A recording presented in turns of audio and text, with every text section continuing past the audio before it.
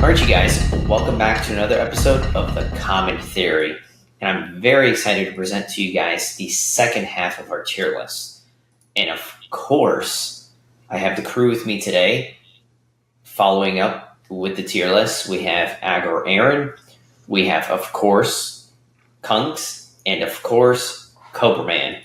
So we're going to do a quick little introduction, talk about the way we've been feeling here recently. Sorry, you guys, life has been kind of preventing us from being able to do certain videos and things of that nature. We've just been really busy and, life, it is what it is.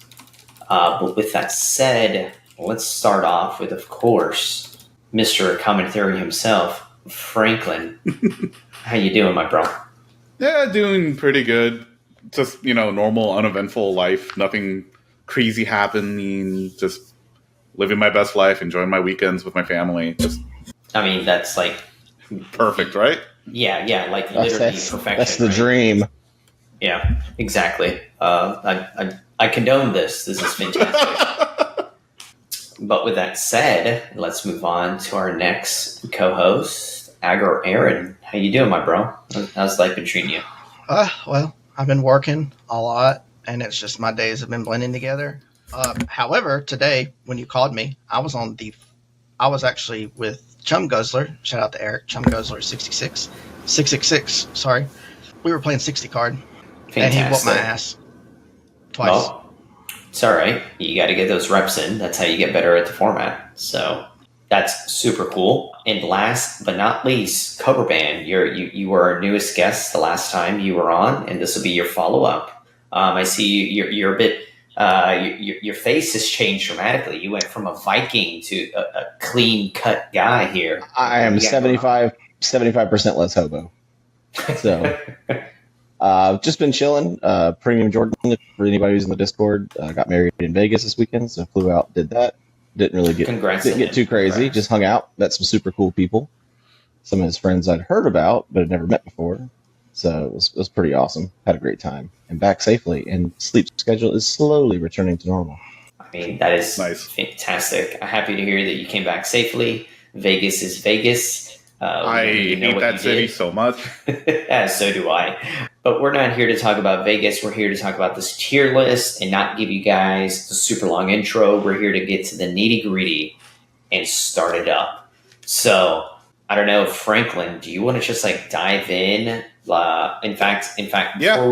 before we even start, guys, please reference our first half of the tier list to know how we categorize the tier list, and then you understand what we're talking about. But we're diving in. We're just going to get to the nitty gritty here. And Franklin, so the floor is yours. All right. So first off today is Zada. 4 mana was the little 4 mana goblin that whenever you cast a spell targeting her, she spreads it around to everyone on your team. Most people say that it's an aggro deck. It's not. Most people say the combo deck. It's not. It's a storm deck. It will beat your ass down on turn 4, or it will just fizzle. I don't know where to place this personally. It all really depends on the die roll that day. It's either an S tier deck or B tier deck. I'll be the first one to talk about this deck. I know Aaron has quite a history against this deck, so I'm not going to steal his thunder because I already know what he's going to say. But I will make an argument for Zada in the positive note. The way this deck needs to be characterized is on one thing and one thing only. If a player has played this deck for a long time, you need to respect them. That's the way I look at this deck. If they're new to Zada, they're going to make a misplay here, make a misplay there. But if this is a player that has played Zada for a very long time, you're probably going to die because they're going to be able to mulligan correctly. They're going to know when, just like every single Storm deck, Nas deck, things of that nature that are in other formats, they're going to know when to break through. They're going to know when to cast a Zada, when to try to pop off, because they're going to wait for their time. They're not just going to go every turn forward, try to go for it. They're going to be like, oh, they killed this, use the resources appropriately, and go from there. I'll be the first one to make a vote, and then we'll move over to you, Aaron. I'm going to vote for A tier. I think this deck is incredibly powerful, and I do believe that new players can pick it up and accidentally win with it. But the more nuanced and the better you are, and the longer you've played the deck, the better this deck does become. Aaron, let's hear your experiences against this deck. All right. So this is Stein's deck. Zada is a powerhouse. I've played against it a lot. I've beat it a lot. I've got beaten by it a lot. It is an easy deck to pick up. If you're new to the format, you could pick it up pretty easy. It is a glass cannon, so it either blows you up or it don't. Hang on. I'll argue that here for a quick second. I do believe it's only a glass cannon if you play it as such. I do believe it has the tools not to be a glass cannon deck, but I don't disagree with you saying it's a glass cannon when a new player picks it up. Yeah, I mean, it has the Power Blast and the Red Blasts, as well as Flaring Pain. Thank God Flaring Pain has Flashback. Exactly. So the players with the nuance do know how to not have that happen to them, but continuing. Yeah, I mean, I guess it could be both. I personally look at it as a glass cannon. Okay, let me ask you this real quick. I know you're going to say it, but I'm going to bring it up anyways. I love to hear your experiences when you've played Gut against Zada decks. Like, because I know you've done a lot of the weaknesses of Zada specifically, like the aura weakness, and I know you've specifically done it several times. So, all right, so my Gut matchup to this is pretty good. I like it. I cannot forget, and shout out to the girl who beat me at Rags to Riches with Zada. I stopped her by playing Benevolent Blessing. I Benevolent Blessing Zada, giving it pro red. That's it. That deck's done. I don't know how to politic that well, and the other players didn't, because they just played Gut prior to that. So I know I fell into the trap of like, we got to kill that deck. And I was like, look, if I die and Zada gets free, it's going to win. Literally, not even 3 or 4 turns later, it won.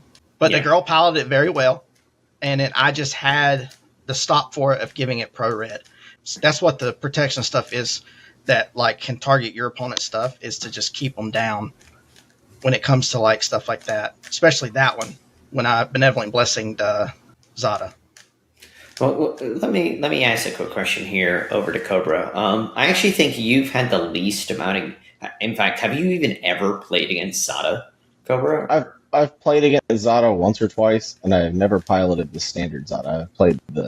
I've piloted the Zada Walls variant, like in either low power EDH or just casual games. I haven't piloted Zada in a competitive game.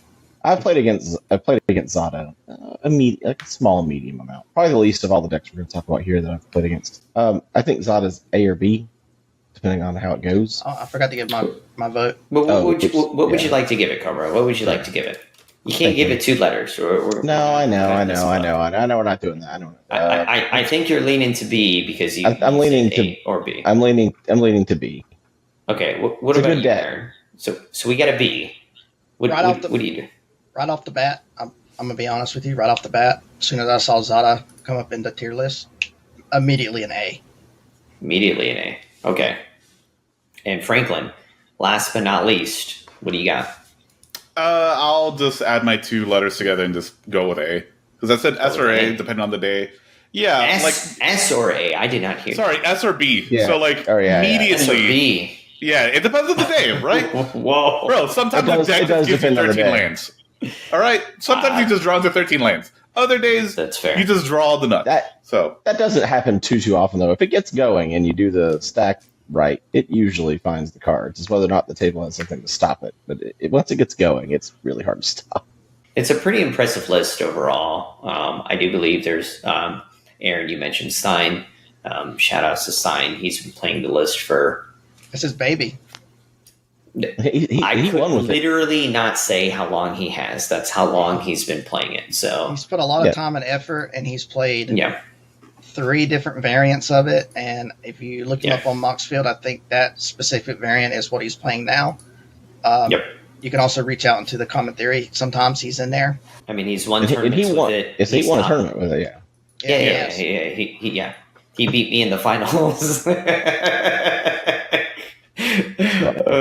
In fact, he was my only losses that day. He beat me both rounds. I only played, so it was a 5-round tournament.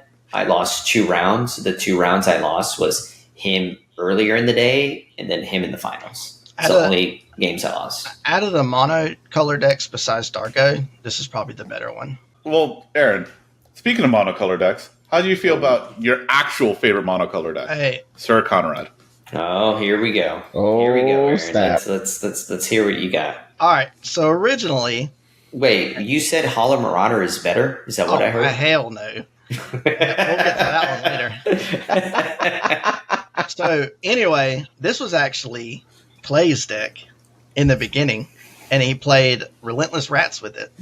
No, However- not Relentless Rat. What's the other What one? is it? Colony Rats? Colony Rat. Yeah. So he played a Colony Okay. Rat variant with this deck, and I saw it. I played against it. I mean, and then all of a sudden, Which, I think- shout out, that's the OG aggro deck of the format. this deck is old. This deck was Yeah. like OG with Tadiova. I would say with Tadiova. Yes. And it came in when I was a tryhard, and Clay was playing it, like I said, with the Colony Rat, bloody. I liked it. I didn't see much into it. I kept bugging Gator about it. Hey, let's just build Conrad. And he's like, I ain't building that crap. And I'm just like, fine, I'll try myself. Well, I did it. I tried it myself, and he's like, just sit down. Let me help you. And I've got it to the point. We've changed this deck so much that if you look at my list, you're going to be like, your brain's going to melt. You're going to be like, what is he thinking?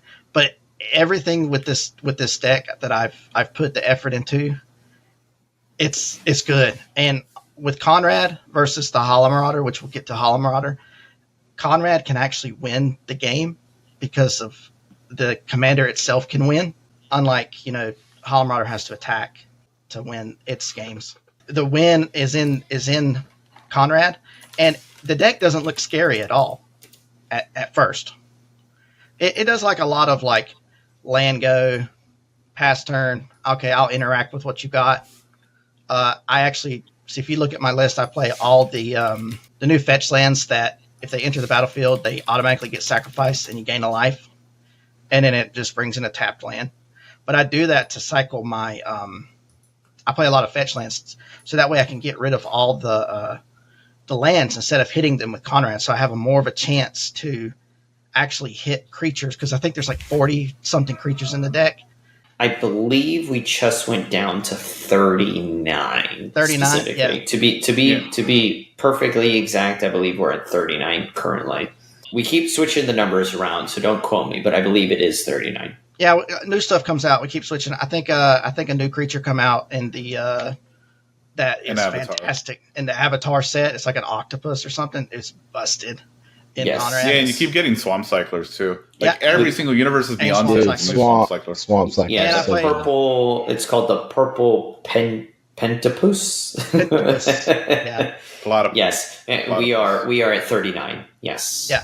So what I do, and the reason I play the land cyclers too, because I don't want to see the lands when I have to mill with Conrad. If I mill the land cycler, so what, right? But the less lands that I see, the more consistent. I've learned that the more consistent Conrad is to winning games. I have one argument to make for the deck. Before you give your ranking, Aaron, I think the strongest part that this deck has to offer is that it solely depends on itself. Like you were describing, you were saying, fetching lands, I'm taking lands out of my deck to actively hit more creatures. And you have 39 creatures, right? So you have this huge amount of creatures, and your deck is actively doing the thing, and it's depending on itself. No one else, only itself. And I find that to be a very strong case for the deck itself. If I was going to give this deck a ranking, I think this is a solid B tier deck. I think it has its flaws, of course. I would not want to be at a table where this deck gets past turn 6, or a table where no one kept interaction for the Conrad and it goes uncontested for a turn. Every time I've seen this commander go uncontested for one turn, I've seen you untap, float 18 mana with Bubbling Muck or some ritual of some sort and just slaughter the table.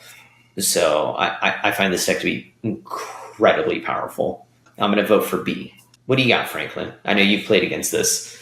I'll a billion times. I'll agree with B. Just the biggest problem that Syr Konrad has is that it's 5 mana.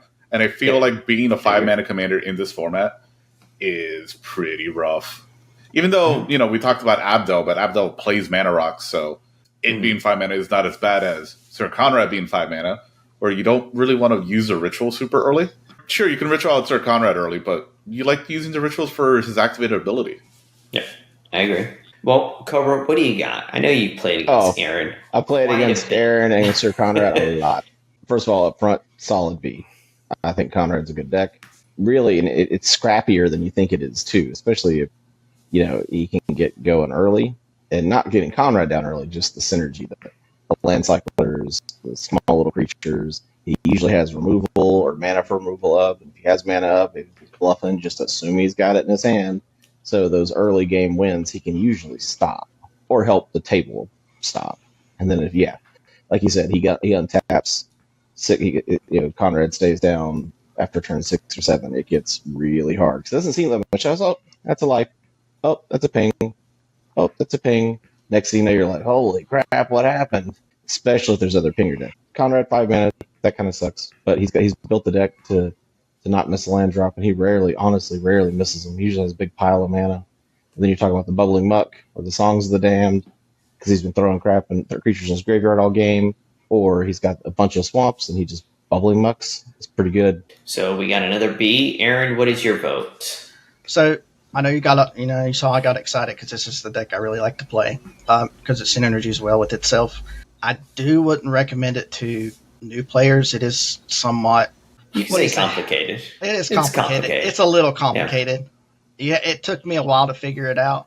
Also, with some of these new decks that are coming out, the matchups are getting a little harder because they're not playing a lot of creatures. So when you mill with Konrad, you have to rely on either the other two players or yourself to actually get a ping. So it's kind of starting to fade out a little bit. But didn't y'all build the deck so you could rely only on yourself? Correct. Yes. It's like the deck is built 10? to rely. So no, it's a turn 8 deck. Turn 8, y'all. On average, it's a turn 8. Sorry, I like by itself. So by itself, it is a turn 8. I couldn't remember. The fastest we're able to get the deck to move. It's on average a turn 8 to 9. That's its average. As far as rankings though, I know you saw me get excited and stuff, but it is a B tier deck. Yeah, nothing wrong with B tier. It is. So B tier. But I think the next one, I'm going to have to take this one. This one's all you, because I still don't believe in Sivriss Cloakwood Hermit. You believe in it. Right. It's my pet deck. We're all allowed to have one. Everybody always gives me shit for this one. I say it every tier list, and I still try to fight for this deck as much as I can. I love the deck. It's gotten a lot of upgrades. A lot. I actually have way more faith in it than I've had before. But I find it to be incredibly similar to Konrad. And one of the points that I make about the deck is that it's a half-breed of Abdel Black and Konrad. And it sits in the middle of them both because it's doing what they both do, but worse. And when you say that out loud, you're like, well, it's obviously not going to be as good as both of them if I'm doing what they're both doing, but I'm just doing it worse. Because I'm making tons of tokens, but I'm not making as many tokens. But I'm pinging you, but I'm not able to ping you at a larger scale like Konrad does. But I'm able to really be like this person at the table that if you're able to talk to the table, this deck is going to win every game.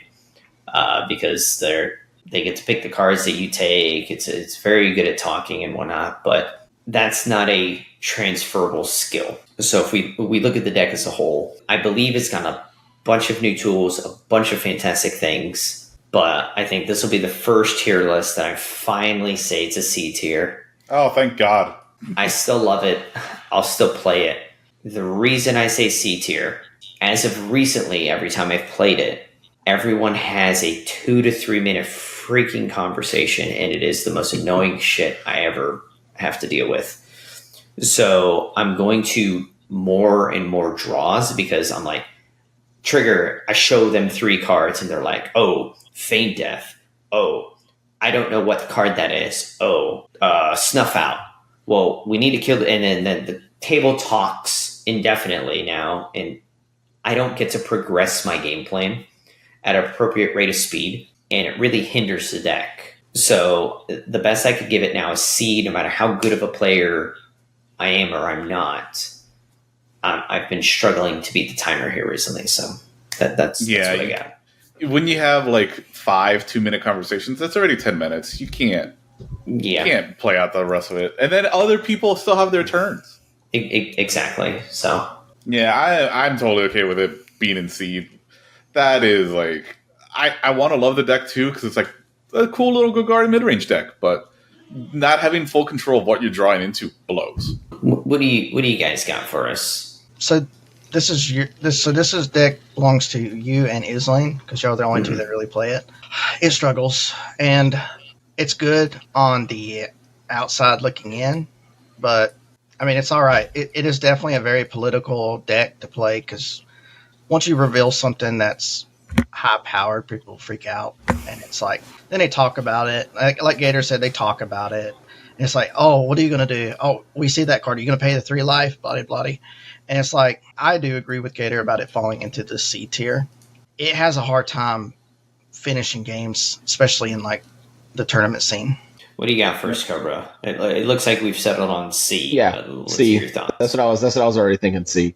I think you really need to know the deck really well to play the deck, and that already makes it more difficult. And then on top of that, if you're not inclined to politicking, it's going to make it more difficult. You can get potentially out-politicked by somebody else at the table with cards you're trying to get, and they may even convince other players to hurt themselves unnecessarily, which could advance their gameplay with your cards. It's a fair statement. But it is getting better. I have seen the rebuilds. It's getting better and better, but I still think it's a C, mainly because I think you really got to know the deck well to play it, and then you are kind of at the mercy of the table for stuff they don't have to spend cards on. Totally fair. The next one, Erin and Cobra, I'd like you guys to actually take the reins on this one. I think you both have a lot to say about this deck. So whoever would like to start, please take us away with Arabella. So this is another deck that I conned Gator into building with my, lavish looks and skills, wily charms. Yeah. If in fact, let me put this out there first. If anyone in our audience have ever seen The Big Bang Theory, think of him as Leonard and I am Penny, and he wore me down. He wears me down. Yeah. I mean, he does get like a bazillion text messages saying, "Hey, do this, do this, do this, do this, do this." So we all know. Anyway, so this deck is fun. This is an aggro deck.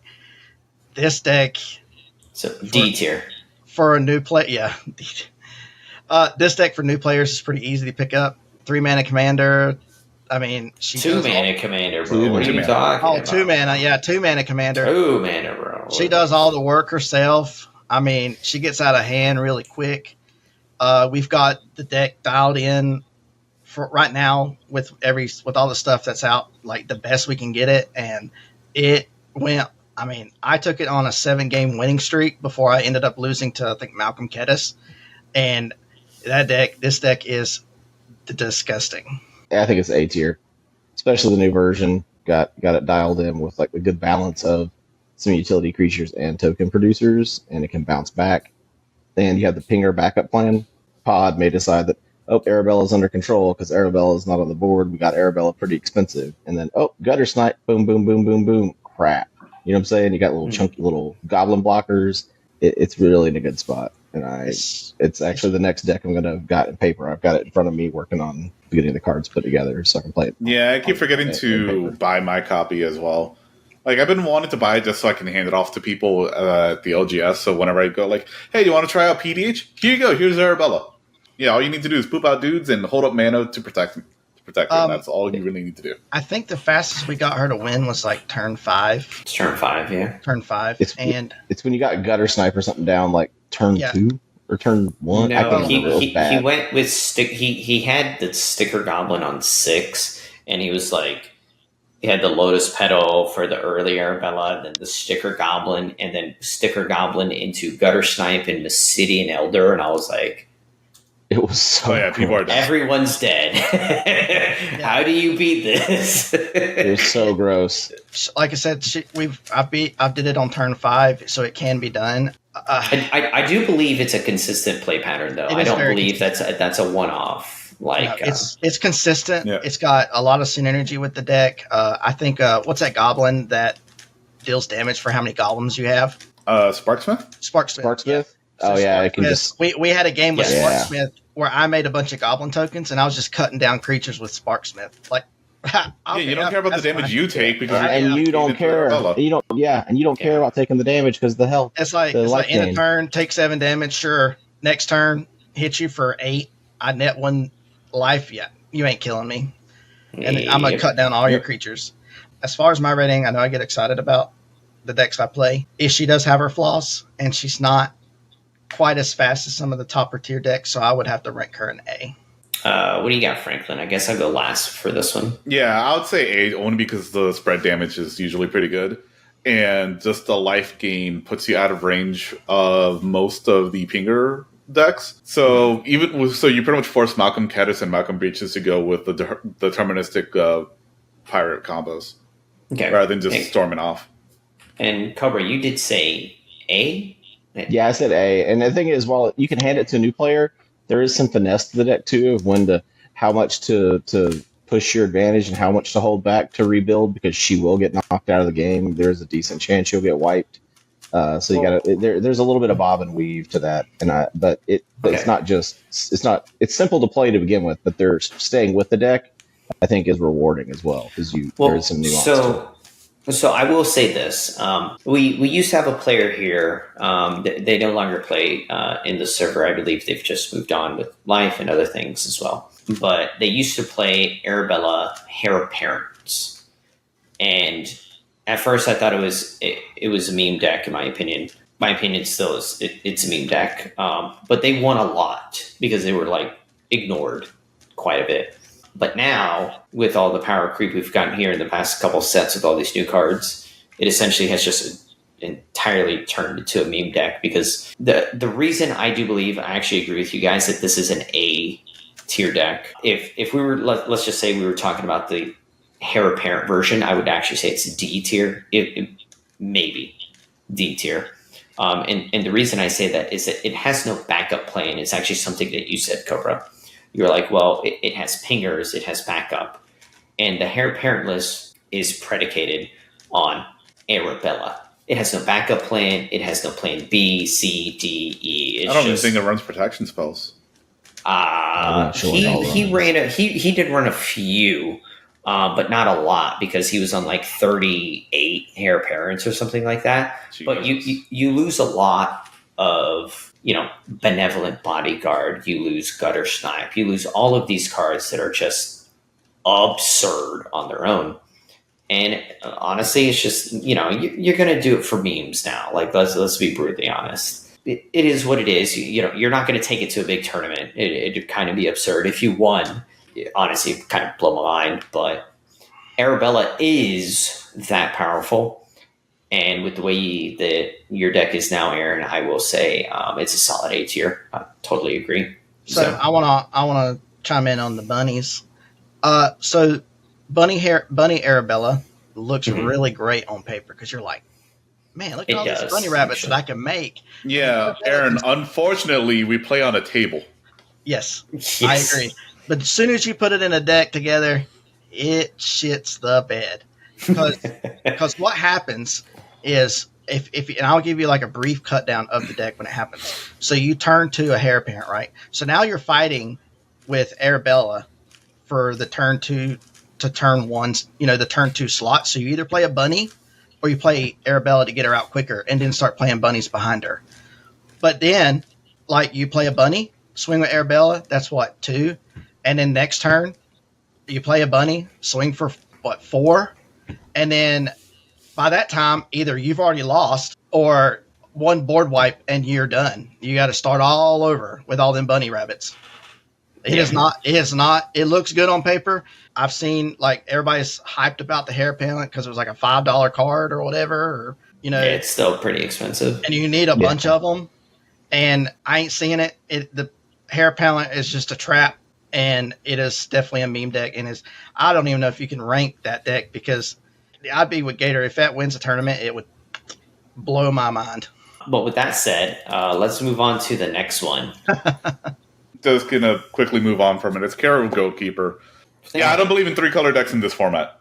I do, but I don't believe they win on turn 3. The person who topped with this at a tournament was cheating with the same combo consistently. I was like, okay, that's not chill at all. And even when testing with Suki and a couple others, they were able to get some wins on turn 4, but it was like here and there, and even then they struggled. Gator built it, and it ain't. Yeah, it's a trap. It's a trap. Loyal Inventor. Take this away first, Franklin. Yep. Loyal Inventor is a mono blue deck that actually finds Ashnod's Altar every turn 3, because that is the literal text on the card. It just says tutor for Ashnod's Altar. Problem is, it kind of flounders and dies to the most randomest thing. Because the main combo needs the graveyard. So if someone has graveyard disruption, you kind of lose. If someone blows up Ashnod's Altar at the right time, you kind of lose. If someone blows up the Mirror Retriever or something dies at the wrong time, you just kind of flounder. We used to love this deck. It looked very promising, but just with more testing, it just fell behind. I think it inherently loses to cards that it just exist in our format, honestly. So, for instance, Thraben Charm. Thraben Charm accidentally nukes your yard. It loses to every single mode on that card. Yes, and it also loses to cards like, what is the split second red card? Smash to Smithereens. Smash, yeah. No, not Smash. No, Smash is a short target artifact, deal 3. It's the other one. Siege Smash. Siege Smash. There it is. Just loses to that card. It loses to that card. I've done that one. It loses to Bolt sometimes for what Cobra said with the assassin thing. It loses to a lot of things, but I will give the deck this. If you go, I don't know what it's doing, and you've never played it before, you lose every single you do. Yeah, it took me a while to figure out what was going on with that one. Then I was like, oh crap. Yep. Yeah, it's a super fun deck. I would still recommend people to pick it up and try it out. Is it very strong? You'll die to weird little pitfalls here and there, but I'd like to put it in C tier. That's where I think it belongs. Yep, 100% C. So this is House's deck, and he's been playing. Yes. He played the shit out of this deck. He lost, just like we said, though. He lost the most random shit. Conrad, Very Macabre, Thraben Charm, and then what was even hilarious? Tormod's Crypt. Tormod's Crypt. Whichever deck plays that. But what was hilarious, I was playing Dargo, and Siege, man. Dargo has Siege in it, and he was like, I was like, Siege that? And he was like, that thing's got split second. I can't even interact with that. And I'm like, yep, bye. You dead. You done for. Yeah, and if anything gets exiled, if you exile one of the pieces, there's no redundancy. But it has. It can win. It'll win. It can win. Yeah, because it's blue, so it can protect itself too. But if you like blue, it's got protection with artifacts in it. It can win. But it's definitely a tier deck. It's a C. It's definitely tier, but I think it's just C. There's nothing. So we all playable. All agree with C then. Yep. Yeah. Perfect. Right. Easy peasy. Franklin, you're gonna have to take this one again. I think you've spoken about this deck a lot. I know it a little bit. I know Stein picked this up recently. Yeah, Stein's been working on a version of Vizkopa. We still haven't really played much against it because people are just busy. I've had a lot of reps with it in the past, just not recently. This is an older OG deck. Yeah. Again, I know the newer version exists. I haven't really played much against it. The older, super politic heavy version wins on turn at least 12. Turn 1,000 or turn 2,000. That's a lot. And I don't think 4 hours later. Yeah, and I don't think we can really do that. We're busy people. We have to leave in 90 minutes. Sounds like you're saying D tier. I want to say D, but I know Stein's like really happy about it, but until we actually play against it, he sped it up quite. He sped it up quite a bit. I played with him a few times when he was still working on it. But it's still slow. I haven't played against him since a while, and it's slow as dirt. Until I play against Stein's new version, and he proves me wrong. It's D. I've played a lot of like Ankylosaur and a lot of older variants. I've played against Paul and a few others as well, but they were all turn. I mean, it can win, but it takes forever. Well, it does take a very long time. Stein's version, the fastest I've seen it be able to win is turn 7.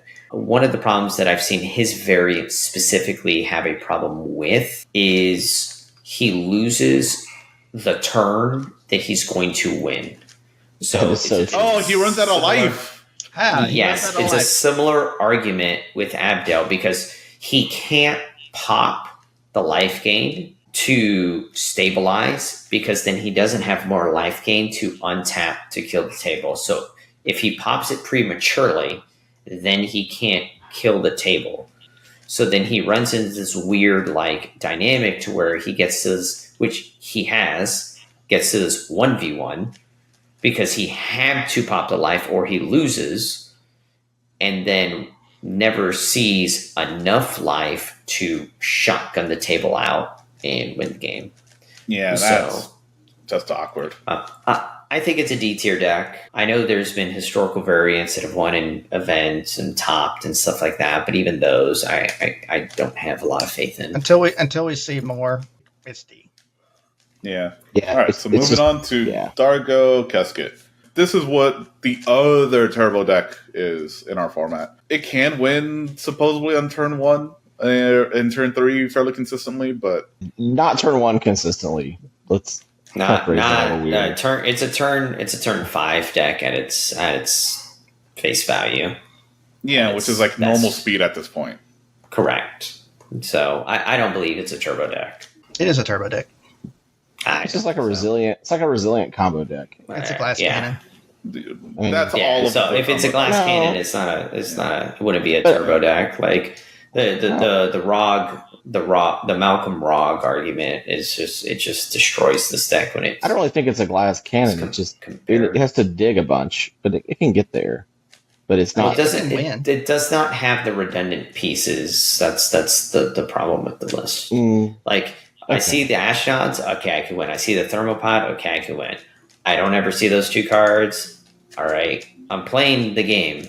This is another one of Jonathan's decks, and yes, I've played against it. I lost against it.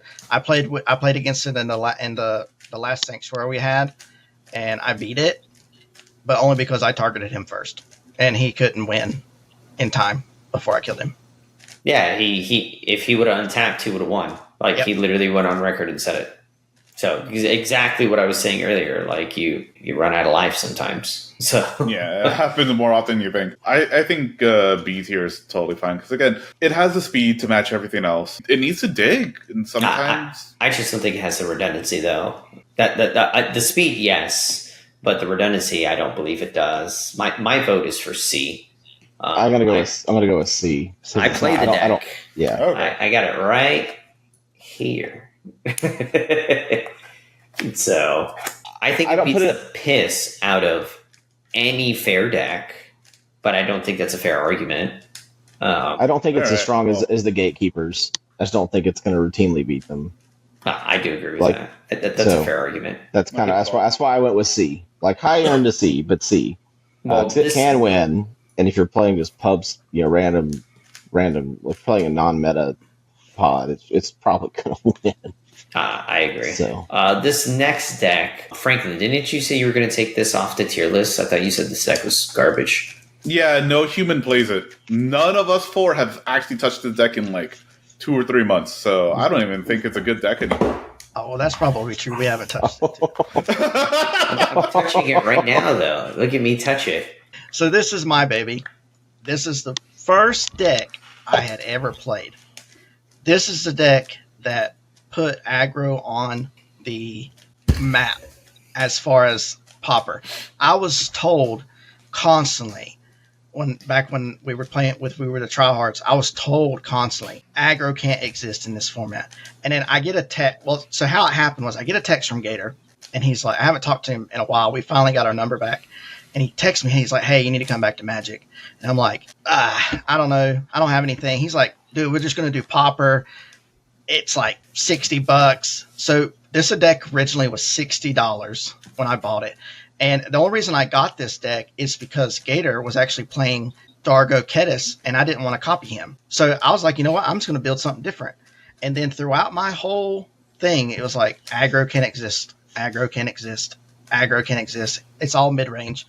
It's all slow, grindy decks that are taking 4 hours to play. And I'm like, I don't want to be there that long. So I kept working on this deck. This deck's been through so many iterations. I wish I had all the pictures of this deck's iterations that it went through. It's been in and out of card changes. It's got like 10,000 views on Moxfield, which was very surprising. But this is my baby. This deck is amazing. Now, where do you want to rank it? Where do you want to rank it? Be honest. Be honest. You can be biased. It's fine. It's an 8. It's an A-tier deck. It's an A-tier deck. Okay. Well, let me go next. I was gonna give it to one of you guys, but I like to go next. I think this deck is crazy. This deck reminds me of my old Delver days. It's very good. If you're patient, you're gonna win a lot with this deck. This deck has one problem because it's so well known. People see it and they're shit their pants. It's a very similar argument to Winota and CDH. Even though Winota isn't the best deck in the entire format, people see Winota and automatically they're like, it's Winota. Can't let it do fuck all because it's a snowball strategy exactly like this list. So what makes this deck scary is that it can drop 3 to 4 things on turn 1 to 2, and then you've got skeletons coming at you. And if you don't stop it, it literally, like Gator said, it snowballs out of control. It does. Yep. I think I'm going to give a hot take, though, for you, Aaron. I believe where it's currently sitting in the meta, which I don't think you're going to like what I have to say. I do believe, I think I'm going to have to quote Cobra here. I think the gatekeepers are better than it right now. I don't believe that it can compete generically at the table as well as the gatekeepers. So Larry and Scholar, I personally believe that it's a C tier deck just because it cannot compete with them currently. I don't think the deck is bad. I think the deck's amazing, but I do believe it needs a lot of reps, similar to Sivriss. Oh yeah, it's not very easy to play at all. It is not. You make a mistake and you lose. And TPI, which is in C tier, if it walls up, it has to be the first deck at the table that you try to kill. So I'm gonna give it a C, personally. And with this deck, and I hate to say that the reason why this deck is so hard, not only do you have to play your cards right, and then pick which one to sacrifice to gut or whatever, and then make sure that everything lines right. What's hard about this deck is choosing who to attack first. Yeah, whoever you attack and you cannot change. Once that decision is made. Well, the only way that you can deviate, the only way that happens if you deviate is if they're going to try to win, and you have to switch targets. But you can't. You have to literally take everybody. So it's not like Arabella, where Arabella is like, her damage is like to everybody.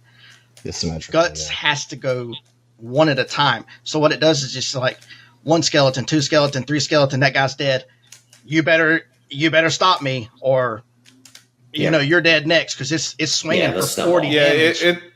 It's hard to play an aggro deck and see all of your tempo pieces lining up correctly. It's just kind of hard to do. If the deck is it's consistent, it plays fantastic. Yeah, it's beautiful. Oh man, beautiful play patterns. Well, we got an A, we got a C. Franklin, Cobra, what do you got for us? Where are you guys going to rank this? I want to put it in B. It can't be lower than B. So we got an A, B, C. It looks like you're the determining factor, Cobra. Yeah. What are you giving it? Here's the deal. So I was thinking, honestly, I was thinking A because I've played Aaron with it the most, who has, I don't know, 200, 300 reps. So so that changes the perspective, because it is true when I see somebody else play it with less experience, they do things where I'm like, ooh, Aaron wouldn't do that, right? And it can frequently cost them the game. Split attacking like for no real good reason, just to like not want to be the bad guy, right? It does have a lot of table hate. So, but then I say I agree. It does struggle with some of the gatekeepers, but I have a hard time putting it in C. So I'm thinking B below the gatekeepers, because I think I don't think it needs the special pilot that C does. I think it's easier to teach than that, but I do think it does require some finesse, and it can be. And I just want to take. Sounds like B. B's fine with me. I mean, it is very hard to play. I do want to caveat on the reason why we say that you can't split your attacks is because what happens is it starts doing this ping pong ball effect where you're like, I'm going to attack this guy. I'm going to attack this guy. I'm going to attack this guy. And he really didn't do anything. You literally just did some damage to somebody, and that's it. Like, you know what? The best removal is player removal. Yep. And if somebody stabilizes against you, like either with a bunch of tokens like TPI or even just other tokens. And Abdel's another one. It gets to be a one. Yeah, it can. If somebody stabilizes against you with bodies that can handle the menace, it's not so good for you. I agree. So it looks like we settled with B. Let's move on to the next one. If we play against Dave, you're playing against Aaron Street, okay? So yeah, pretty much. Dave is very good with the deck. He's very methodical. He'll tell you how to play against him to the best of your ability and still beat you. Still win. Yeah. It's crazy. I'm going to make this statement, and I know you guys might not enjoy what I'm about to say, but it's the same flaw that I have with Gut, that you have to know why you're doing what you're doing. I've seen so many players pick up Erins Street because they believe the deck is like, I'm going to control everything everyone does, and then they spend the whole game just shooting everything that everyone does, and it's a draw.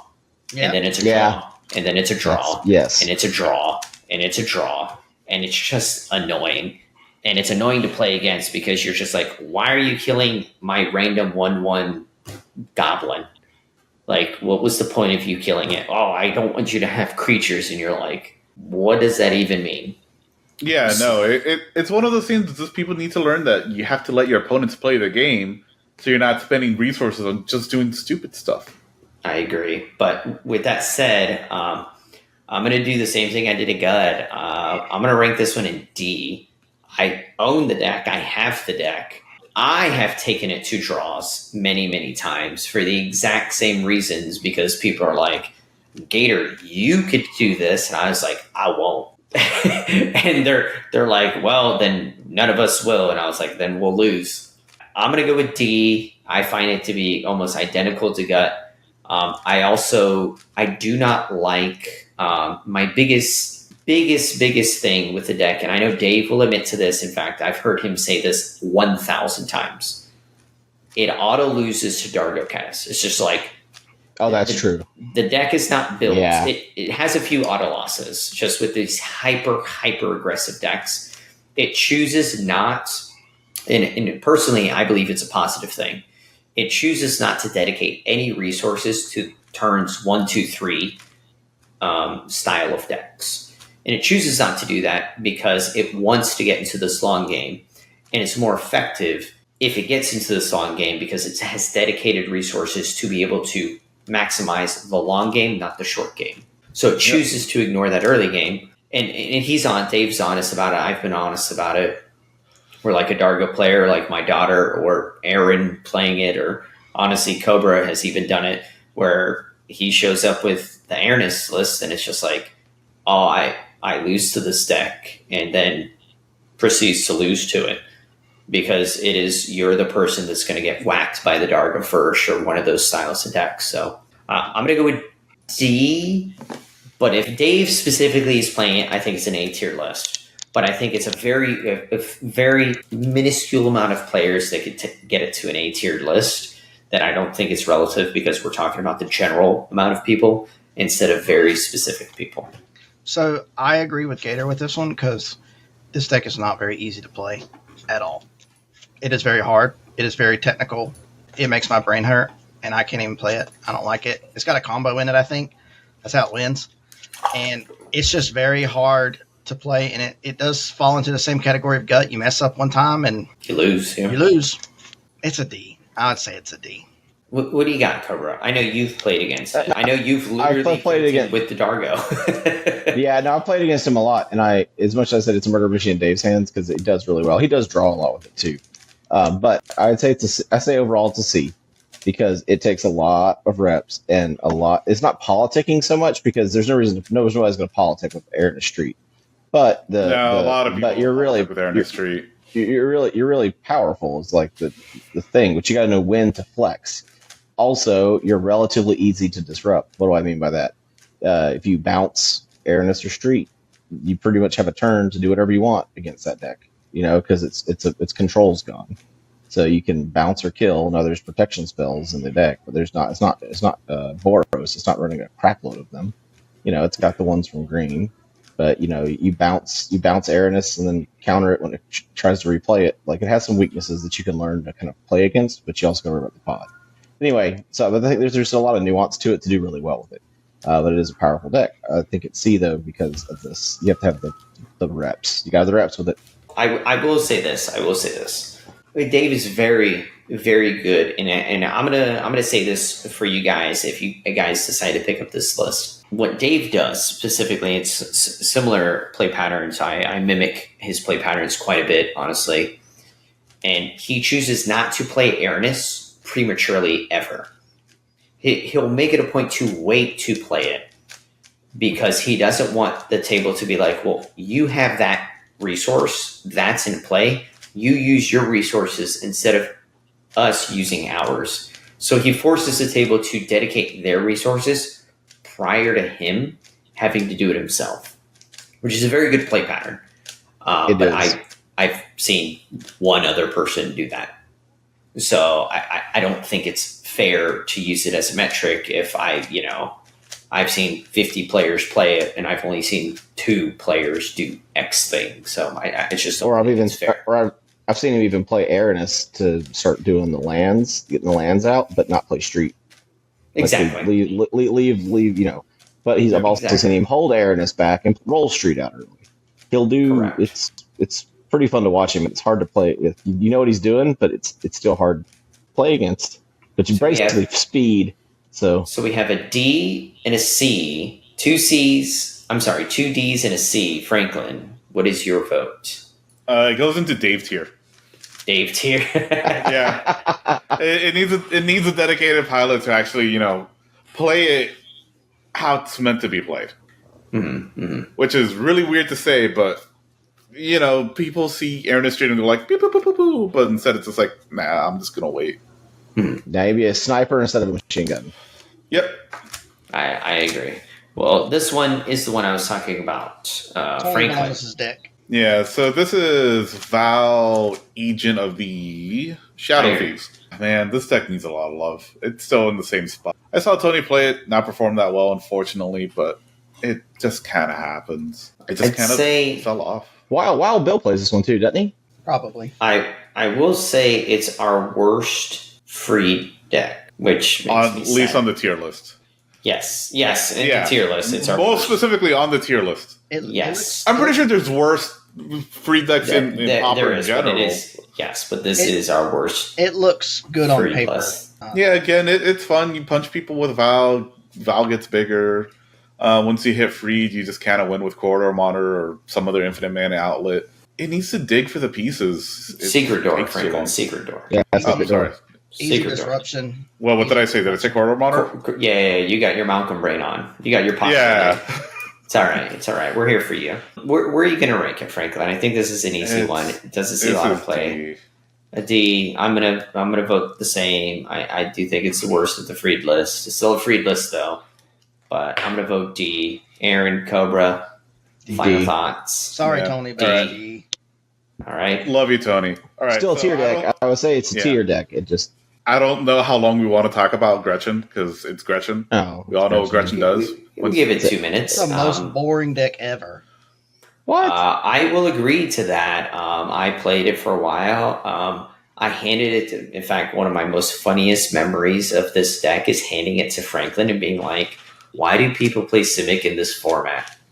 This was before he ever played Weavers. And he's just like, this deck is so boring. I do not like it. I do not want to play it. We're going to take it apart. And I was like, yeah, but it's like the best deck in the format. And this was a while back. This is like, what, 2 years ago? Yeah, and 2-3 years ago at this point. Yeah, and he was just like, I'm not about it. I'm like, but it has a Burrow. It's like the only deck that wins at instant speed. That is and I was like, so? That no longer a true statement, for the record. I took it apart. It's still S tier. I mean, I don't know. It's absolutely, you cannot say it's not S tier. So you cannot say it's not. Hold on. Gator, do you want to hear something really funny? This deck with a Burrow Breeze Collar won its pilot, a Guy's Cradle, so you're going to untap it with a Burrow Breeze Collar. Yes. This deck is good. In fact, this deck is sweaty for S tier.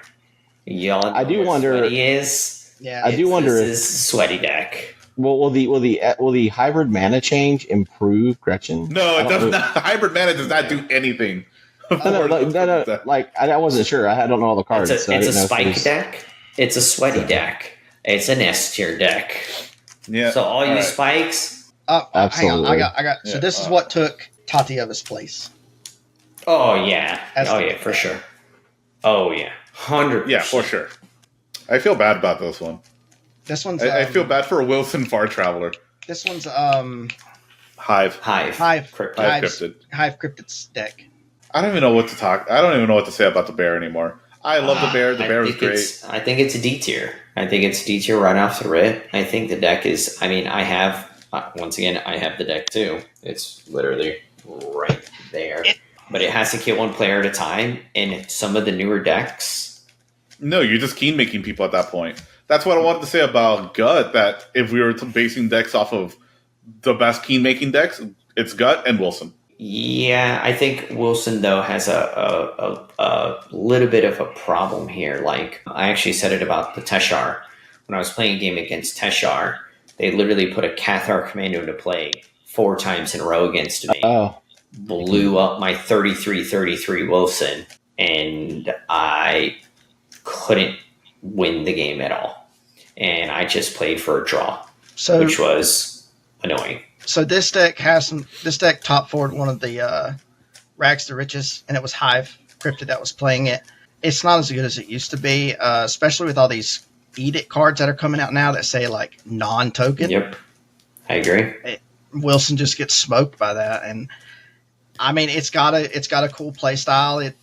It's got good synergy with all the enchantments and blinking the effects and whatever, and like using certain artifacts and creatures to tap an untapped creature just to blink it with Far Traveler.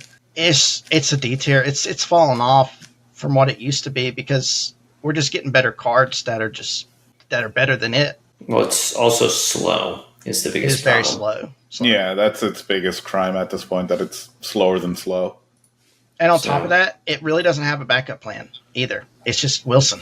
Yeah, there's no real pivot. I've lost with the Ward 6. Was it Ward 6? I don't know. It was Ward 7. Yeah, that's 7. Yeah, and I lost. So I still love the deck. It's one of my pet decks. I think any deck that tutors should be on the tier list with that like actively tutors repetitively. And I think the positive thing about Willson is that it mulligans beautifully. It can mull to 4, and oh my gosh, you mull to like a Heliod Pilgrim, and you should start tutoring your deck for anything you need for the situation. It's gorgeous. And then just pray to God they don't blow up the Heliod's program or blow up the Willson. I mean, yeah, you mulled to 4, so you hope the table sees what you did and kind of gives you a little leeway, but if you like, kind of is what it is. If you like toolboxy decks, this is your deck. It's got everything in it. But, yeah, just go bug Hive and ask them for the post-it note. Yes, and then we have. So I think we all agreed on D. And well, I think you didn't get a vote here, Cobra. What was? I was leaning towards C, but thinking about it, D's fine. I have no problem with D. All right, this next one's interesting, and actually, Cobra, can you take us away with this one? Kediss Esior. Yeah, the Kediss Esior there. I was trying to look at this one. Low tax deck. It is Lotad's deck, and I played just a straight copy of Lotad's deck, Yes. and it's fun. The other thing is it's fragile to edicts, but other than that, it kills. What he's built it to be basically a turn 5 deck, I think. Mhm. So It's like so turn 5, turn instant. turn 5, turn 6 maybe, unless you're disrupted, which you're not running very many creatures, so you're very edict vulnerable. Whew, words. So, but the ward, or the pseudo ward from Esior, and then the symmetrical damage from Kediss. You can suit up Kediss if you need to. You don't have to. Oh, you do. Esior You suit up so, suit up Kediss. Kediss goes in for damage. No, you can. Yes, I made the mistake first few games of always suiting up Kediss and not suiting up Esior more. That was my fault. So, but yes, it's fun and it's lean and it's fast.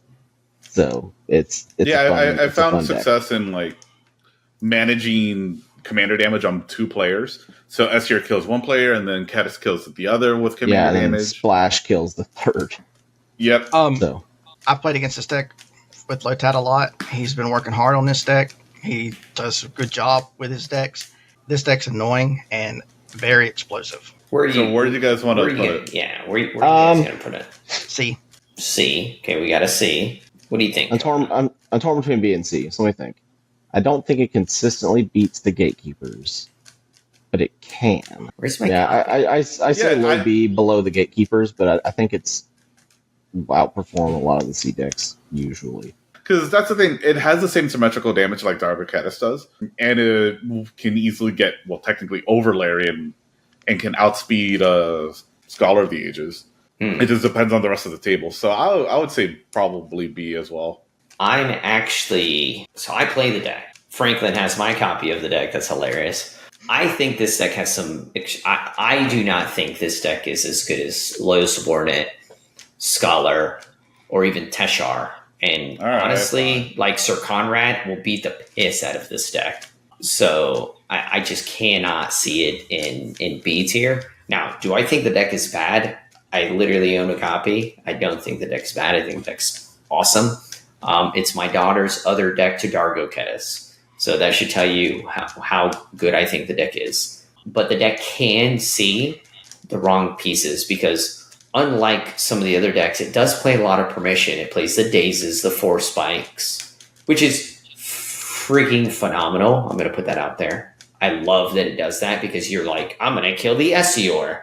I'm going to tap out the pay for the ward. Yeah, or 4 Spiked, and you're like, oh, crap. It's the best Spell Pierce deck in the entire format.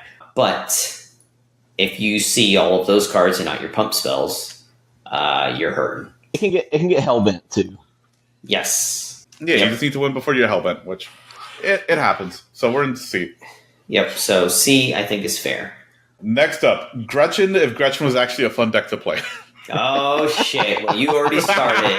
Why don't you start it? All right. Go ahead, Franklin. So the big difference between Weavers and Gretchen is that Gretchen has a lot of control pieces in it. Right? Can you say what it is? What it is? What deck Weavers. about? You guys say that both of them. Weavers. Yes. Lay and Lore Weaver. Yeah. The twins. Yeah, so Gretchen has a lot more counter spells in it. It really does need the land and tappers to get anywhere, or for its plan, because that's the only way to untap the lands. Weavers, all you need is Lay Weaver and Freed from the Reel. Does that ever really happen? Realistically, no. But when it does, total bullshit. I've literally seen Cobra do it in games because people forget that they blow up his land. Dude, in fact, I'm not going to steal your thunder, dude. You can tell it, but I've seen it. The three of us have the same exact story. No, I've never done that, ever. I've never done Freed on Weaver, literally ever. But that's why. Because there's so many other Freed variants that just win. Because we actually can win just immobilizing times. There's enough variants where we took Ringing Strike Mastery out. Yes, it's not currently. It's just like we don't need that thing. Before we even go there, let's just start. The Weavers, they're freaking S tier. Yeah, 100%. This is one of the strongest, smoothest I would make an argument that this is definitively the strongest deck in our format. If you like Kinnan and CDH, you like this. Turn 4, you're making anywhere between 16 to 24 mana consistently. That's what the deck is doing. The table has to try to pick on you, and good luck. Was it 56 mana to win on top of my win?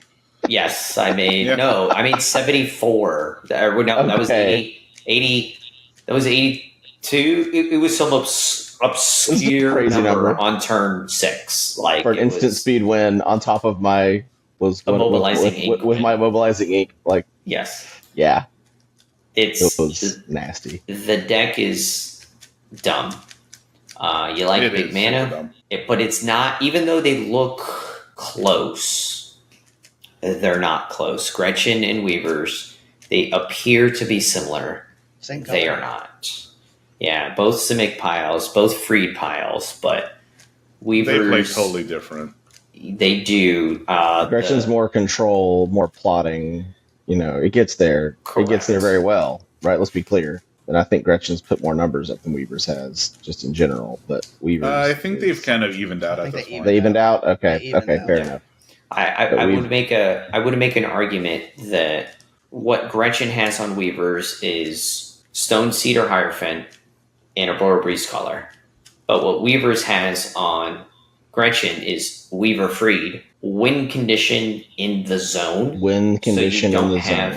Exactly. So you don't have the fluff like the capsize and all the fluff within the 99. Yeah.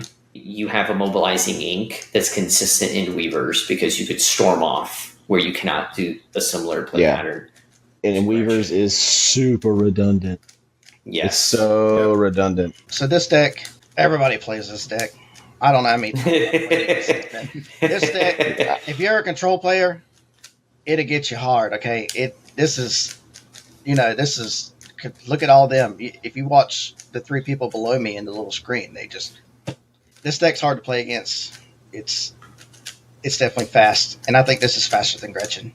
They both have the same accidental win, which is like Arbor Elf into a turn 2 win. Weaver's is faster than Gretchen. Consistently more, okay. Yes. Sure. Overall, it is faster. Generically, they both have the ability to do the same exact speed, though. I mean, S tier, my vote, best deck in format. That's my 2 cents. Next up, Aaron. We have Mono Red Jury. It's a Heartfire Hero. Okay, don't be hating. I actually like this deck. I have yet to get Gator to come over to my side.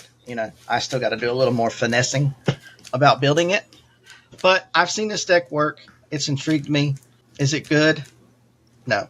But can it be good? Is it fun? Yeah. Is it fun? Yeah. I mean, it got banned out of standard for a reason. Yeah. I mean, it does what Jury can't do, and Jury had to struggle with. Yeah, but we're comparing shitty to.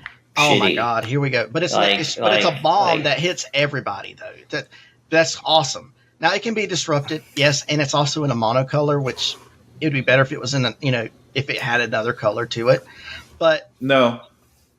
But the deck. I would actually argue say no. The deck. I agree with Franklin here. I actually think this card is superior to Jury because it is the only way. Yeah, really, the only way you can make this mouse better if it was Gruul color. That's it. No, I don't even think so. I think mono red is just the way this thing goes. I mean, I understand the pump spells and stuff, but it's better to just focus on a single color, so it just does extend. Because of our mana bases, I think this is that way. I do like this deck. I think it's fun, but I'm gonna go. Where are you gonna put it? Be honest. It's a D tier deck. It's a D tier. Okay. I agree with that. I don't think we need to elaborate too much on it. Yeah. It's all right. It can nuke everybody. It's cool. You can be good with it. It's got some burn, but we have better red decks here. I mean, Zada and that next to each other is almost a joke. Without the ability to protect itself, if you pop the mouse kind of consistently as a pod, it won't get out of control. No, you don't even have to pop the mouse. You just beat people with the mouse. Yeah, but you want your opponents you force them to pop the mouse. So I'll make a little bit of a quick argument against the mouse. This is the main reason why I actually don't agree. So yes, what you guys said, you could do, the way I play against the mouse, is I let the mouse get out of hand on purpose. So then when it nukes the table, I'll sit around 2 to 3 life, and then I just beat the shit out of it, because then it has no resources, it has no hand, it has nothing, and it can't replay the mouse, because then I'll just take advantage of the mouse, and it killed my other opponents for me. So that's the way I look at the mouse. And that's why I don't think it is where it should be. This one's all yours, Gator. Lobert's deck. Yes, Lobert. I actually built this deck as well. I actually sent it to House. I played it, 12 times? I never won one game with it, ever. I sent it to House. He played 3 games, won 3 in a row. I was like, damn, I suck. Skill issue. According to the token that I have, it says it's a play pattern issue. Yeah. It was definitely a play pattern. You know what it was? It's called Gator. I can guarantee you it's a play pattern issue, because I attempted to do the mid-range thing every time I played it, similar to what Lobert was doing. And it never worked out for me. I lost every time. And then when House got it from me, he went for a win every time, and then he won. And I was like, oh, well, I kind of suck. I think deck's good. It's slow, but it's a tutor zone. It's pretty smooth play pattern. It's consistent. Overall. I like the fallback of the filigree attendant. Problem that I have is that's what I liked, and that's why I lost, because I went through it first. Similar to what Lobber does, he also does that first as he tries to mid-range the deck. House cut those cards though, so his deck is just trying to win the game, and he won the game. So I would argue that I would think House's variant's a little bit better than Lobert. So what you're saying is, when you try to win the game, you win the game. Yeah. I mean, in this circumstance, yes. With that said, though, it's still inherently incredibly slow. Yes, I understand you run all the mana rocks on planet Earth, but it's still inherently slow. I'm going to give it C. Yeah, it can't protect itself against the gatekeepers, and it also gets slaughtered by anything that's aggro, because it doesn't really put up a pretty good defense. It has its few removal pieces, but it doesn't have room in the list for a lot of it due to the Mirror Trigger combo. Yeah, it does a lot of flashy stuff, but then it's still slow in the end. Yeah. I think C's fine. Yep. I think C's a good place. All right. Gator, you want to do both of these back to back? Just put them up together? Yeah, might as well. No, I don't think that's fair. I think they're different. Okay. I'd like you to do one, though, because I have to get the one after these two. Okay. All right, yeah. So, Malcolm Kediss. Gator's deck. My personal, what I think is actually the best deck in the format. Only because, Whoa. yeah. Big word. He just dropped his hammer on the table. What's up? Yeah, because Malcolm Kediss can just do everything. It's, in my opinion, much better colors. It's the most fun deck I've ever played in this format. Like, Malcolm swings, makes 3 treasures. That's already like 3 pings with any of the artifact pingers before you turn them into a pirate and just win. The pirate combo just works. We talked about it before with Malcolm Rog, where you have like 4 creatures. If you just turn them into a pirate, you just win the game on the spot. But this one actually has the extra redundant pieces behind it. So in case you don't hit those combos, or if those combos get disrupted, you just rebuild and you're just happy with your life. We'll just ping away. So this deck is another big bad. It's S tier, hands down. I don't know about best deck in the format, but definitely the most consistent, because all the type changers that it has, all you gotta do is make a pirate. It has so many. We're getting like a butt ton of pingers for no reason when they're printing sets. It's like it just keeps getting better and better and better. And now I have to say that this deck I probably could play, so that means it's a little bit easier to navigate. It's definitely worth a shot to play. I would play this over Gretchen any day, or Gretchen or Leyweavers. Yeah, because you're actually doing something almost every single turn. Even if your first 3 turns is literally and you can land win pass, you literally can win out of nowhere. Malcolm pass. Well, it's not really out of nowhere. It's kind of telegraphed. I don't think it's that telegraphed. In fact, let me take the reign here for a second. I'll give you this, Franklin. You got a pretty good argument saying it is the best deck in the format due to out of the top 3 that we have, which I think we all could agree that this is also S tier with the other 2. Oh, yeah.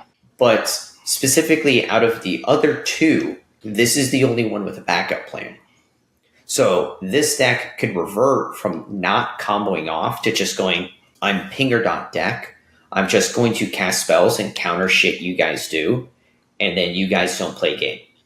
And I just have pingers, and then you die.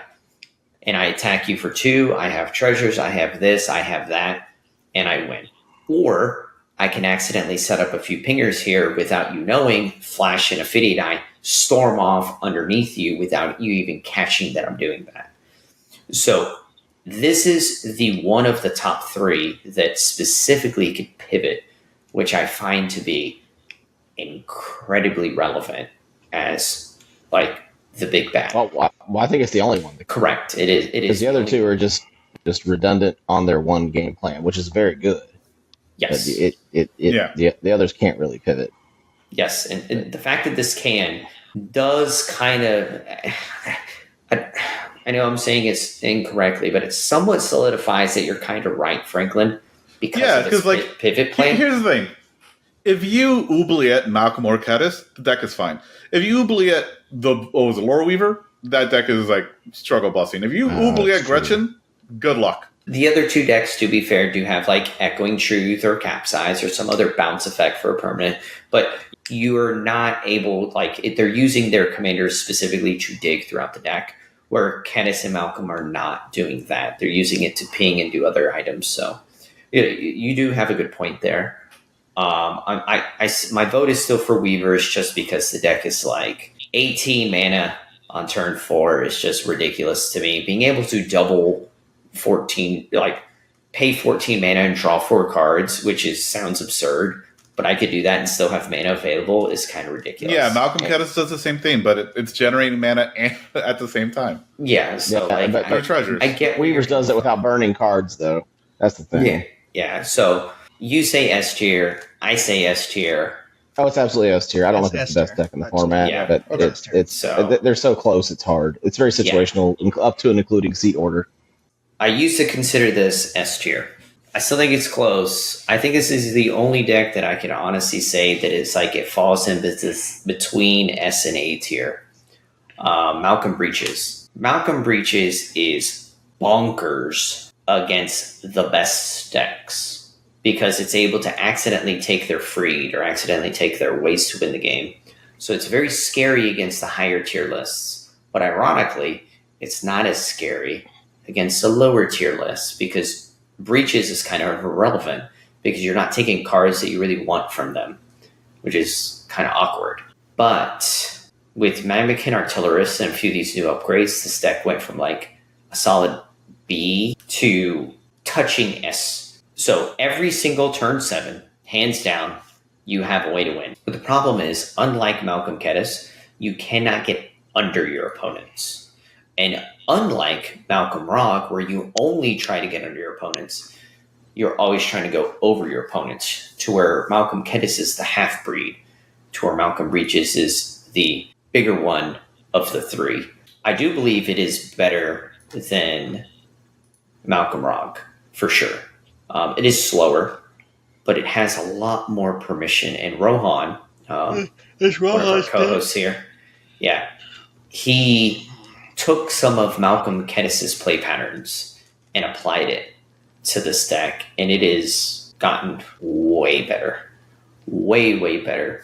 I'm going to give this deck a solid A without a shadow of a doubt. If you like the control, you like the mid-range plan, this is the deck for you. It's got tons of removal, tons of interaction, tons of this, tons of that, clean play patterns, leans on the slower side, but it's not draws a turn 4, but it's a turn 4 with his pants around its ankles, so take that for a grain of salt. But it is a play pattern you could do, but is it turn 4? Yeah, turn 2 Pinger, turn 3 Malcolm, turn 4 untap and go for it. So it could do. Cobra, you played this deck before switching over to Kediss. Yeah, I played it when I was still really kind of learning the cards, so I can't really take that piloting experience. I was going to say it's a high B. That's where I kind of stay with it, is a high B. I understand the tech has had tech upgrades, but there's nobody like consistently piloting it enough for me to see how it's going to do versus the upgraded Arabella, versus the upgraded a Dargo Kediss versus some of the other decks that have also gotten upgrades. So I'm going to say right now I'd put it in high B. But it was also when I was playing it, I was misplaying a bunch, which I'm still working on in general. But so I was still learning the cards. I was trying to cut my teeth on it, and that let me do a lot better with Malcolm Kediss because I learned a lot of the cards when I started really getting in, figuring out how the cards worked. But I go with high B. High B. All right. So this is Rohan's deck, as we said. As good of a player Rohan is, he is a misplay master with this deck. I'm just saying. Oh my God. He is. It's kind of funny. He is a great player, but I don't know what this deck does to him, but his brain just like fizzles and falls out. But Gator is right. This deck does do a lot better with the higher index because, I mean, just think about it. You're stealing a pinger. Yeah, better stuff to steal. Yeah, you're stealing a pinger. You're stealing a freed. It's so nasty because you can exile it too, and it's gone. The only thing is Breaches is 4 mana, so that's what puts it on the slower side. So it takes about a turn to get it started. You know, once you start taking people's stuff, it's like, dang, you know. I would say it's I'm kind of on the ropes between B and A. Aaron, let me help you out. I'll still say it's A. It's like right there at the cusp of S, in my opinion. Is just missing the extra little lizard that does symmetrical damage to everyone whenever your commander does damage. Okay, I can agree with that. So let me give it this bit of. I mean, it's getting better. Go for a win on tap. Do it again. Yeah, they all do that because they all have Malcolm. Yeah, so they all could do it. So yeah, a bit unfair of a statement. I mean, Breaches at least it does synergy together with the pirate theme. So it's like, you know, that helps out a lot because if you make a pinger a pirate, you're not only getting Breaches, you're getting Malcolm. So I mean, that's the cool synergy with it because the pirate. Yeah, they're both pirates. Well, I mean, ironically, a lot of people say that, but my statement always comes back to being like, I hear you. I don't disagree because obviously it's factual, but you're failing to realize that Kediss is also doing that because your deck is based around pingers, and Kediss is a pinger for the table, so you're shocking the table every turn, and you're actually killing your opponents in a better way than just stealing their cards. So like they're both applying it. It's just not as noticeable because Kediss isn't a pirate, and they're both applying their dynamic to the table. So it's interesting. Yeah, they all do the important thing of being red. Just like Kediss has a little bit extra. Yep. So I think we all settled with A. I believe. I mean, I said high B, but I'm fine with A. I was stuck. I would just go A. It's fine. All right. Gator, this one's all yours. I'm going to stick it in fraud tier because no other human on this planet plays this deck. This is Gator's deck. This is my deck. Only fraudulent humans play this. Well, I'm going to say this. I'm going to have to put it in D tier. I think this is an S tier deck. I'll be brutally honest. I do think it is an S tier deck. I haven't changed my opinion on that. I think this deck's fucking crazy. This deck sees more cards than any other deck than any deck in the entire format. It does burn through some cards. Deck is crazy. But everything I said about Iron Street, I could apply to this deck, which makes me sad. Yeah. So if I just use that argument against myself, I'm going to be forced to put it in D because, like Franklin said, literally no one else plays it. No one else, and people that have just do not get similar results with me. It is incredibly difficult to pilot. It is very punishing. Like you lose to yourself quite a bit. So it does have the very funny play pattern of having your opponents kill each other with all the buffs you're applying to their commanders. Yeah, I've done that before. It's very entertaining. That was actually in a game with Erins Street and Heartfire Hero. That's kind of funny. But I'm going to have to put it in D tier. This deck, obviously it's Gator's deck. This deck, I played against this a lot too. I think it's slow. But it does draw. Gator, Lonks, and Patessa's deck. Sure. Yes. Oh, yeah, Patessus does play it.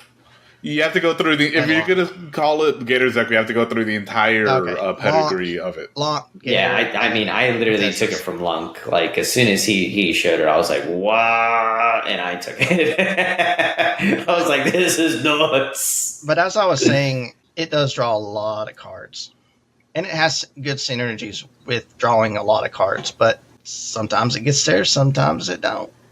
So I can agree with it being D. Yeah, it's a fun little control list that switches over to Voltron whenever it needs to. But I would probably put it in C or D. If I'm feeling really nice, C. But it needs someone to put in way too much time, earning a little 401k. If they're lucky, they'll get, dental with it? Yeah, this deck's to just hard. learn how to play the deck? Just watching this deck I think it's hurts C. my brain. But you gotta know it. You gotta know it inside and out. To this day. Just like Teshar, to this day, you gotta, it's been like a you year, gotta right? know it. Yeah, Gator, this deck's been out for about a year. I still don't know how to win with this deck. If he handed it to me, I'd be like, cool, attack? Yeah, trigger, Shadow Spinner. It used to be, in my opinion, the best Peregrine Drake deck in the format. There is an argument that I can make that it is the best Peregrine Drake deck in the format, but not the best. No, that's going to come up next. I'll say that's coming up next. No. You hear my words. Best Peregrine Drake deck, but not best Cloud of Fairy deck. So we'll go from there. But right. yeah, We'll looks like take we're all in D here. We got a C, but average to D. This man's just going to go straight to fraud tier again. I don't know. I forgot to take him out. I forgot to take out. Is it Guildmage? I think we could put it in D tier. I think it's hard to pilot. It can win. It's just hard and it's boring. Let's put it in D. I agree with Aaron. You're probably better off playing Melik. Yes, Melik is just a upgraded version of Guildmage. Oh, that is a piece of crap. Sadly, all right, Aaron. Too much. Here's the better mono black deck. Yeah, what do you got, Aaron? You're the Conrad player. What do you got? Look, y'all can compare tomatoes to onions, but okay. I like onions a lot more than tomatoes. To onions, whatever. I don't give a shit. This deck is garbage. And the reason I say this deck is bad is because I've played against this deck a lot. It is not better than Conrad because Conrad can at least win the game. All this deck does is go in a circle. It can eat everybody's hand, but that's it. And then eventually you end up losing anyway. Aaron, I have a question for you. What if we just mill and reanimate Moonmark Painter every game? Wouldn't that make this deck good? No, let's ask Cobra. I know, I'm definitively positive Cobra has played some games against this deck. I played a lot of games against Tall Marauder, and it's frustrating to play against, but it usually doesn't. Well, how does it lose? How about that one? Like because inherently we all have a lot of times. Well, hang on, Cobra. Let me explain this real quick for the viewers because it sounds like we're super biased against this. Obviously, we all can read the card. We can see how disgustingly powerful the card is on the surface. And the deck revolves around looping its commander through Grave Flickers and things of that nature. Drawing cards doesn't win the game, and I understand it enables you to, quote, win the game because you're going through the deck. But that's another argument, another conversation for another day. You guys could argue against this in the comments. Please do. But with that tidbit, Cobra, hit it. So it doesn't really have a way to close out the game. It stays kind of ahead in resources until it doesn't, meaning you lose to a top deck. It has a hard time getting rid of permanents once they hit the board. Your opponents are incentivized to vomit their hands and go hellbent, which then takes away your most powerful tool. You still draw cards, but you're not denying them resources. It mills itself. It mills its important cards out. It tries to control the table and then also kill everybody at the same time. Because if it starts killing other players off, it loses power, right? Because it's going through less cards, and it can't run a ton of spot removal because it needs creatures to throw in the graveyard to be able to recast itself. So it just kind of spins its wheels a bunch, and it does draw a bunch of cards. I just said it does this. It literally goes in a circle. Because what you do is you kill the commander, you revive it, everybody discards cards, and that's it. You swing one time at somebody, you lose. Deck's garbage. So, what is your vote where to put it, Aaron? How about that? Let's move to that. D. Yeah, it loses to top decks way too consistently. I remember playing both Weavers and Malcolm Kediss against this thing. I just managed to stay ahead on card draw just by outdrawing its discard and then countering random rituals whenever I know it's trying to go through an entire sequence where it's going to kill Hollow Marauder to recast it for like dirt cheap. Just stop the ritual. Or you just then the player just got bad. Or you just get rid of the graveyard, then what? Yeah, I mean it can rebuild the graveyard, but it loses to the best decks. It'll absolutely do great against people who don't know what it does. It'll absolutely do great against people who don't want to when the pod doesn't want to target it or deal with it. But if you have faster combo decks or decks that can outdraw the discard, it's kind of a minor annoyance and kind of just exists till it loses. Yeah, so, I mean, I agree with everything you guys are saying. I played Scholar against it. I have, 5 games with Scholar against it, different pilots. I never lost a game against it. I won all 5 of those games because essentially what ended up happening was my opponents discarded their interaction for me. I stayed ahead on cards because I had deep analysis, learn, revealed, everything else under the sun. I just stayed ahead on cards to the point to where the Hollow Marauder player quit targeting the other 2 opponents because he's like, I need you guys to have cards to stop him. And I was like, yeah, good luck. They're not going to listen to you because you're also just screwing them over.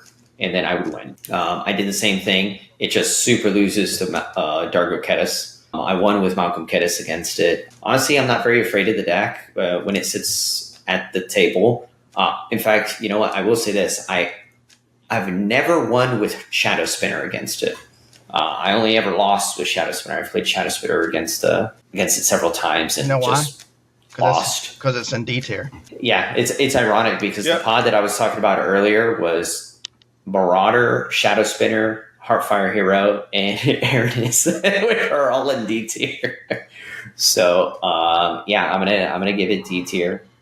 I've seen this deck just auto lose to a Weaver player. Franklin literally was one of the players that I saw him just put a Weaver into play. It did its thing. The whole table discarded the thing, and Franklin literally off the top just goes, top deck goes, oh, it's a free, and put it into play and put it on Weaver, and then game was over. Yeah, then that was it. And I've seen it happen with Tashar. I've seen it happen with Abdel. I've seen it happen with, you name it. I've seen it happen with half of these decks on the tier list. You know what happens? And the thing is, good job drawing all them cards. Yeah. To me, too, the problem is, a lot of the other decks in D, I think, is D for dedicated pilot. You need to have a ton of reps. I think Hollow Marauder's in D tier because it can't hang. It just gets kind of outclassed, I think. It feels kind of bad saying that because it does a lot of cool stuff, but it just can't. It can beat all the fair decks. But again, when you're playing competitively, you're not trying to be a fair deck. So, all right, looks like we D tier. Let's move on to the next one. I think this one will be this is every single 5-color Marauder. You have Hollow Marauder in A. Oh. Yeah. This is Bobby's deck. Bobby did this deck. But yeah, this deck's pretty cool. You know what it is? It's just a bunch of good cards. Yeah. It's really just Simic plus whatever color, whatever flavor of the month. Yeah. When I saw House plays do a Hanger Scrounger or Magma Counterkillers. So the Affinity Eye combos, the pingers, and then or Snakeskin Umbra. Just FYI, you don't actually have to use this specific commander for these colors. I think there's 3. There's a million color options. There's 3 other ones that are 5 mana that do different stuff. Yeah. This one's just a common one. I think it's a D tier list. I mean, I think it's cool. Your opponents probably won't fudge with you because it's they don't know what you're doing. Slow. Nobody knows what you're doing. Yeah, it's slow. Yeah. No, they're all really just free from the real list, just in different extra colors. Again, they're all Simic plus. You get all the good cards in one commander, but it's Mad mana base though. Bad mana base. So Lotat's next deck. one, Melek. Lotat's this is baby. a spicy one. It's good. If he gets it going, it's good. It's very slow. Commander's 5 mana. It's very easy to interact with. And then you're just, twirling your fingers, waiting to play Melek again. I would disagree, because usually once the first Melek comes out, the second one, if it has to recast, it's not that bad. I think this deck's pretty good. I think honestly. it's good too. It's Yeah. turn 4 and turn 5. This not a small amount of times. Yeah, I think this deck is pretty gas. Lotad does. It's just hard to play it. I was about to say that exactly, Cobra. You're reading my mind. I think it's a solid C. I don't think you could just pick it up without playing it, though. It's difficult to play because you could literally just play Melik because you think that's what you're supposed to do, which 9 out of 10 times that's not what you're supposed to do. It's got really smooth and clean combos, right? It's just like Ghostly Flicker, Mystic Sanctuary, game over. Right then and there. That good, though. Like, this deck is cool. It can win. I haven't even tried to play it yet, and it'll be a while. It's hard. You have to play it in paper. You cannot play it on Mox Field. It's one of the few decks that it's unable to Mox Field. It's just not. You just can't really do it. And we have talked a lot about this deck at the morning talks, like in the morning, especially with Academy Assassin. Lotad. We talked about this deck so much, and it's just it's good. I say C. Good at it. I would agree with C. Yeah, it's C. I'd say C. I honestly want to put it higher than C, but I do believe, like, I've seen it lose to Lois Bornet. I've also seen it lose to Abdel. I've seen it lose to Conrad, right? Like, I've seen it lose to these other decks, so it's hard for me to put it in B when I've seen it lose to some of them. That's where I think I can't put it in the same realm as the Gatekeepers right now. Not saying it won't get there, but yeah, I agree. C is where it is for now. Yep. All right, so C it is. And C is for complicated. Yeah, last Cobra, but not least. Cobra's baby. Finally. Yeah. Well, again, if we're going to talk about the owners of decks, yes. we also do have to talk about Duke Slayer. Because Duke Slayer is the main reason to why we're even talking about He did, you're right. He did start. He did. Yeah. Yep. But then gave up on it. I still don't know why to this day, but gave up on it. Who didn't? Cobra didn't give up on it. Yes. Oh, we were in Gator. We're talking about it, and Gator helped with through a lot. I'm going to say up front, I just put it in C. I like Tainted Observer. Really? I still misplay it a lot. I don't know how I goldfish it so well, and I misplay it in pods, but that's okay. It's getting better. I like it. It has a multi combos that all the combo pieces can be used for value. It's got enough control. You need to obtain Observer out, but you don't have to have Observer out at the moment. Yeah, you just win with like an Ashnods, with a Brute Scale. Yeah, you got the birds. Fairies. The birds, you can do the birds with Murmuring Mystic. You bat your Secret Commander. So you can win with combat too. So I played against this deck. I also have this deck. Yeah. I played against this deck a lot because me and Cobra play a lot together. C is kind of low, underrated. It needs to be a B at least. Okay. Because you put a poison counter, like if you play that one card that gives us all a poison counter. Now we're on a clock. Like we're literally on a 10. Like you literally cut our life in more than half. Third. Yeah, it's a third. Yeah. And now we're on a clock to win because we like I said, 10 poison counters versus 30 life is totally different. It is really funny countering Prologue to Phyresis. Just to say, no, I don't want to get a poison counter. That's a valid thing to do. Where do you think it goes, Franklin? Where do you think? Aaron hit him with a B. B. You think a B is... I'm thinking B. Okay. Yeah, again, it has the ability to just go, well, here are all my pieces, and here's Tainted Observer, and Tainted Observer is like a pretty good body, too. Deck is pretty crazy, to be brutally honest with you guys. It has some pretty ridiculous combos. It's one of the few decks that plays Ashnods for value and a way to win the game, but it plays Devoted Druid for value and a way to win the game. Yep. And you could say that. It plays Pentad Prism. As value and a way to win the game. Brood Scale, value, it's a way to win the game. What's the that's Witness? true. Evolution Witness. Evolution Witness. Yeah, value I combo. think yeah. If I was going to make an argument for this deck, I do believe it actually has the most combo pieces of any deck in our entire format. It is just a big pile of combo cards, and they all just accidentally work together because of the proliferating thing. Does. Yep, and they're all like pretty good. They're not like dead cards. And what's also cool? They're all good cards. What's also cool is the proliferate hits your poison counters too. So it's kind of like got a weird synergy kind of with a bunch of handful of cards. It's just synergy good because not only are you putting tokens on your random shit that gets tokens, but you're also putting tokens on like Eternal Witness to bring something back. And then while you're doing that, you're proliferating poison counters. So it just has this random synergy. Yeah, it's very weird. It's a weird deck. I will say it's doing something unique. It's fun though. It's real fun. Do you think anybody can pick it up, Cobra? I need to write a primer for it, and I think with a primer, yes. Not just maybe like one game, but just a couple games. I think you can pick it up. With a primer, which I need to write. So I do think it's a little hard to play. I'll give it that because you kind of don't know what you're doing, but it's also doing certain things that a lot of other decks can't apply. Like a late game Llanowar Elf and Weavers is hot doo-doo. A late game Llanowar Elf in this deck wins the game. Just be awesome. Exactly what you need. Yeah, yes, exactly. It could go infinite with Llanowar Elves, which is the only deck in the whole format that can say that. So it has some very weird things. And on top of that, it's also the only infect deck that we have. That's good. Yes. So if you're a dirty infect player, which I am, but I don't like this.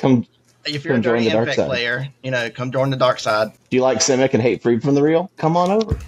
Yeah, exactly. If you like your opponents only having 10 life, it is what it is, Yeah, 30 over 90. It feels pretty good. I'm going to give it a solid B. I actually think it's an A tier list, to be brutally honest with you. It has really cool against the, I don't want to call them lower powered, but against like a lot of the fringe decks, some decks that we don't have the tier list and like mid-range piles, this deck is very, very good at walling itself up because it has a pivot plan of it can do that. Tutoring for Murmuring Mystic, and it just walls itself into like a little box, and it's just like, leave me alone, you can't mess with me.